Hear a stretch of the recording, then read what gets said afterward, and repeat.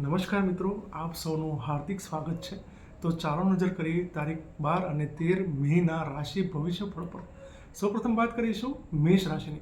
તો મેષ રાશિના જાતકોએ આ બંને દિવસોને થોડા તકેદારીપૂર્વક પસાર કરવાની જરૂરિયાત છે. આ બંને દિવસો દરમિયાન બની શકે છે કે તમે ધાર્યા ના હોય તેવા ખર્ચ તમારે આવી બેસે. ખાસ કરીને હોસ્પિટલ સંબંધિત દોડા ધક્કા તમારે થાય તેવી પ્રબળ શક્યતાઓ હાલ જણાઈ રહી છે. આ સિવાય આ બંને દિવસો દરમિયાન જો તમે વિદેશ સંબંધિત કામ કોઈને સોંપ્યું હશે અથવા તો તમે જાતે કરતા હશો તો તેમાં પણ અચાનક ખર્ચ આવે તેવી શક્યતાઓ હાલ જણાઈ રહી છે. જો તમે બહાર ખરીદી કરવા ગયા હોય કે કોઈ ફરવા ગયા હોય તો તેમાં પણ બજેટ બહાર ખર્ચ કરવાથી તમારે 2 વખત વિચાર કરવો જોઈએ. કહેતા કે તમારે બજેટની અંદર રહીને જ ખર્ચ કરવો જોઈએ, અન્યથા તમારે નાણાકીય ભીડનો સામનો કરવો પડે તેવી પણ એક શક્યતા હાલ જણાઈ રહી છે. વાત કરીએ રોકાણની, તો આ બંને દિવસો દરમિયાન ખાસ તમારે રોકાણ કરવાથી બચવાની જરૂરિયાત છે. હવે વાત કરીએ વૃષભ રાશિની. તો વૃષભ રાશિના જાતકોને આ બંને દિવસો દરમિયાન મિત્રોના રેફરન્સથી સારામાં સારો ફાયદો થાય તેવી શક્યતાઓ હાલ જણાઈ રહી છે. આ બંને દિવસો દરમિયાન જો તમે સોશિયલ મીડિયાના માધ્યમથી પણ કેટલાક લોકોની સાથે કનેક્ટ હશો તો તેમના રેફરન્સના કાર્ય પણ તમને સારામાં સારો નોકરી ધંધો મળે તેવી શક્યતાઓ જણાઈ રહી છે. જે જાતકો બિઝનેસમાં છે છતાં તેમનો બિઝનેસ જોઈએ તેવો ચાલી રહ્યો નથી તો તેમને પણ મિત્રોના માર્ગદર્શનને અનુસરવાને કારણે તેમના ધંધામાં ગ્રોથ થતો જોવા મળી શકે છે. રોકાણની વાત કરીએ તો રોકાણની દ્રષ્ટિએ પણ આ બંને દિવસો તમને સારામાં સારો ફાયદો કરાવે તેવી શક્યતા છે. હવે વાત કરીએ મિથુન રાશિ. મિથુન રાશિના જાતકોને આ બંને દિવસો દરમિયાન તમારા કાર્યની પ્રશંસા બોસ દ્વારા આ બંને દિવસો દરમિયાન કરવામાં આવે તેવી પ્રબળ શક્યતાઓ છે. જો તમારી ઓફિસની અંદર હાલ ઇન્ક્રીમેન્ટ અંગેની કોઈ પ્રોસેસ ચાલી રહી હોય તો તેમાં પણ તમારા બોસ દ્વારા તમારી પોઝિટિવ રિમાર્ક કરવામાં આવશે અને તેના કારણે તમને ભવિષ્યમાં સારામાં સારો નાણાકીય લાભ પ્રાપ્ત થાય તેવી શક્યતાઓ હાલ જણાઈ રહી છે. આ બંને દિવસો દરમિયાન બની શકે છે કે જે સહકર્મચારીઓ અગાઉ તમારી વિરુદ્ધ હતા તે જ સહકર્મચારીઓ હવે તમને સપોર્ટ કરતા જોવા મળી શકે છે. આ બંને દિવસો દરમિયાન રોકાણની વાત કરીએ તો રોકાણની દ્રષ્ટિએ પણ તમને સારામાં સારો ફાયદો થાય તેવી શક્યતાઓ જણાઈ રહી છે. હવે વાત કરીશું કર્ક રાશિની. તો કર્ક રાશિના જાતકોને આ બંને દિવસો દરમિયાન કોઈ ધાર્મિક તીર્થસ્થળની મુલાકાત લેવાનું થાય તેવી પ્રબળ શક્યતાઓ છે. આ બંને દિવસો દરમિયાન બની શકે છે કે ક્યાંક જો તમે આર્થિક સંકળામણમાં હો તો તમારા પિતા જ આગળ આવીને તમારી હેલ્પ કરે તેવી પણ એક શક્યતા હાલ જણાઈ રહી છે. આ બંને દિવસો દરમિયાન ગુરુ કે વડીલ સમાન કોઈ વ્યક્તિને મળવાને કારણે તમારા જીવનની અંદર એક અલગ પ્રકારની પોઝિટિવિટીનો તમે અનુભવ કરશો અને એક નસીબનો સાથ તમને મળતો હોય તેવું અનુભવશો.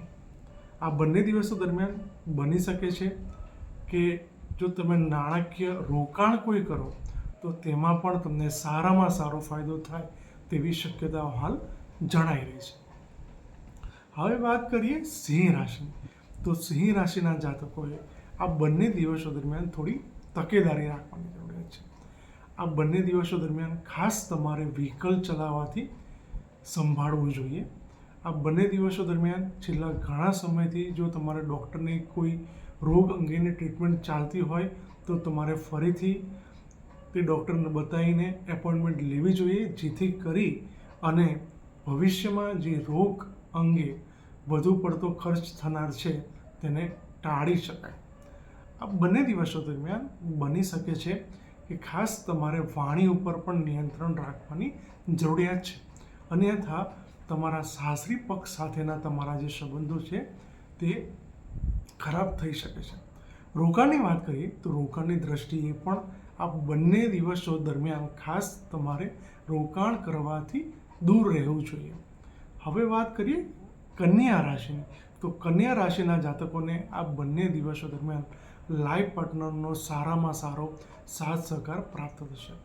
જો તમે કોઈ નવું બિઝનેસ વેન્ચર સ્ટાર્ટ કરવા માંગતા હશો તો તેમાં પણ તમને સારામાં સારો સપોર્ટ તમારા લાઈફ પાર્ટનરનો મળશે. તેમના દ્વારા તમને અલગ અલગ પ્રકારના બિઝનેસ આઈડિયા પણ આ બંને દિવસો દરમિયાન આપવામાં આવે તેવી પ્રબળ શક્યતાઓ હાલ જણાઈ રહી છે. આ બંને દિવસો દરમિયાન બની શકે છે કે તમે જો રોકાણ કરવા અંગેનું વિચારતા હોવ તો તેમાં પણ તમને સારામાં સારો ફાયદો થઈ શકે છે. આ સિવાય તમને તમારા પાર્ટનરનો પ્રેમ પણ આ બંને દિવસો દરમિયાન ભરપૂર માત્રામાં મળતો હોય તેવું લાગશે. હવે વાત કરીએ તુલા રાશિની. તો તુલા રાશિના જાતકોને આ બંને દિવસો દરમિયાન ખાસ તમારે કોઈપણ પ્રકારના વાદ વિવાદ કરવાથી બચવું જોઈએ. આ બંને દિવસો દરમિયાન બની શકે છે કે ક્યાંક સિઝનલ બીમારી પાછળ પણ તમારે ખર્ચ કરવો પડે. આ બંને દિવસો દરમિયાન જૂના કોઈ કોર્ટ કેસ તમારા ચાલતા હોય તો તે અંગે પણ તમારે કોર્ટ કચેરીના ધક્કા થાય તેવી શક્યતાઓ હાલ જણાઈ રહી છે. આ બંને દિવસો દરમિયાન વાણી ઉપર તમારે ખાસ નિયંત્રણ રાખવાની જરૂરિયાત છે અને આરોગ્યને પણ ધ્યાનમાં રાખી અને તમારું જે સૂવા અને ઉઠવાનું જે રૂટીન છે તેને પણ સારી રીતે ફોલો કરવાની જરૂરિયાત છે. અન્યથા તમારે સિઝનલ બીમારી પાછળ ખર્ચ કરવો પડે તેવી એક શક્યતા જણાઈ રહી છે.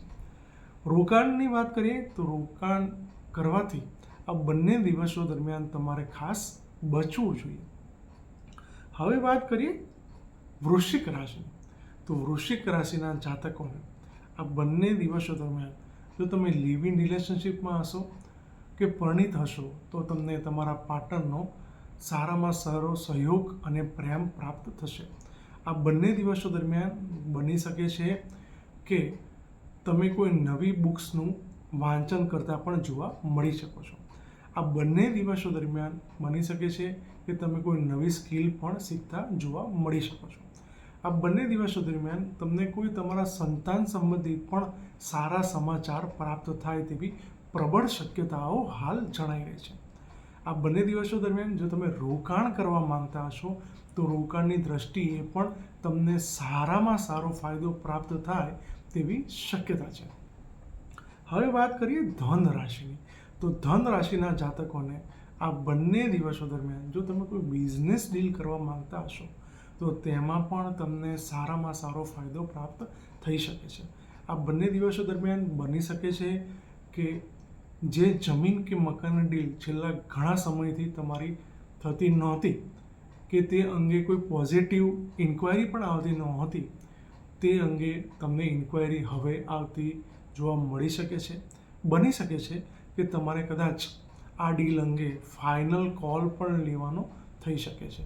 તો આવા સંજોગોમાં તમારે ખાસ એક બેલેન્સ માઇન્ડ સેટ સાથે એટલે કે બહુ ઉતાવળ પણ નહીં અને બહુ ડીલે પણ નહીં એ રીતે ખાસ નિર્ણય કરવો જોઈએ જેથી કરી અને તમને સારામાં સારો ફાયદો પ્રાપ્ત થઈ શકે. રોકાણની વાત કરીએ તો રોકાણની દ્રષ્ટિએ પણ આ બંને દિવસો તમને સારામાં સારો ફાયદો કરાવે તેવી શક્યતાઓ હાલ જણાઈ રહી છે. હવે વાત કરીએ મકર રાશિની. તો મકર રાશિના જાતકો માટે આ બંને દિવસો દરમિયાન ખાસ તમારે તમારા જૂના પાડોશી અથવા તો તમારા સગા ભાઈ બહેન કે કઝિન બ્રધર ને સિસ્ટરને પણ મળવાનું થઈ શકે છે.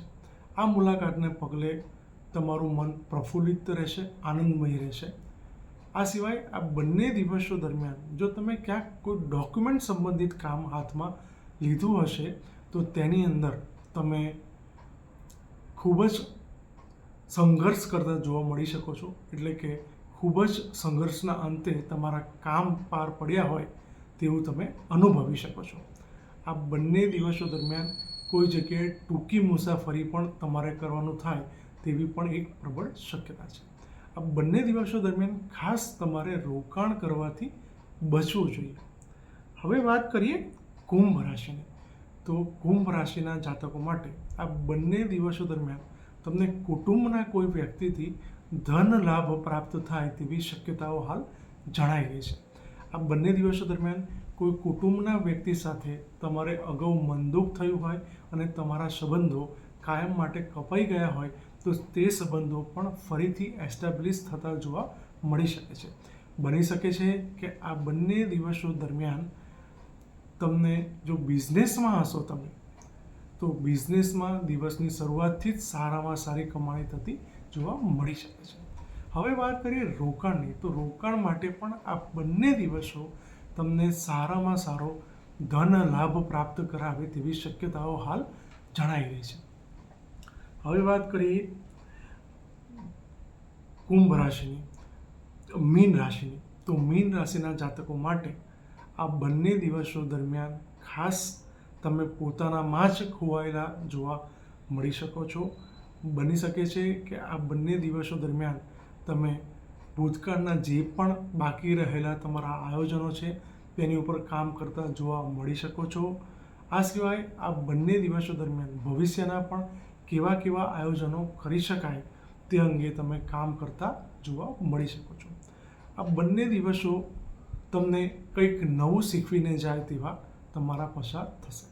રોકાણની વાત કરીએ તો રોકાણ માટે પણ આ બંને દિવસો તમને સારામાં સારો ધન લાભ પ્રાપ્ત કરાવે તેવી શક્યતા હાલ જણાઈ રહી છે. હવે વાત કરીએ કઈ રાશિના જાતકો માટે રોકાણ કરવું કેવું છે તે અંગેની. તો સૌપ્રથમ વાત કરીશું મેષ રાશિના જાતકોએ ખાસ આ બંને દિવસો દરમિયાન રોકાણ કરવાથી બચવાની જરૂરિયાત છે. સિંહ રાશિના જાતકોએ પણ આ બંને દિવસો દરમિયાન રોકાણ કરવાથી બચવું જોઈએ. તુલા રાશિના જાતકોએ પણ આ બંને દિવસો દરમિયાન રોકાણ કરવાથી ખાસ બચવાની જરૂરિયાત છે. મકર રાશિના જાતકોએ પણ આ બંને દિવસો દરમિયાન રોકાણ કરવાથી બચવાની જરૂરિયાત છે. જ્યારે કર્ક રાશિના જાતકોએ આ બંને દિવસો દરમિયાન જો તમે રોકાણ કરો તો તમને ફાયદો થાય તેવી શક્યતાઓ હાલ જણાઈ રહી છે. આ સિવાય વૃશ્ચિક રાશિના જાતકોને પણ આ બંને દિવસો દરમિયાન કરેલું રોકાણ ફાયદો કરાવે તેવી શક્યતાઓ હાલ જણાઈ રહી છે. અને મીન રાશિના જાતકોને પણ આ બંને દિવસો દરમિયાન કરેલું રોકાણ ફાયદો કરાવે તેવી શક્યતા હાલ જણાઈ રહી છે. ઓમ નમઃ શિવાય.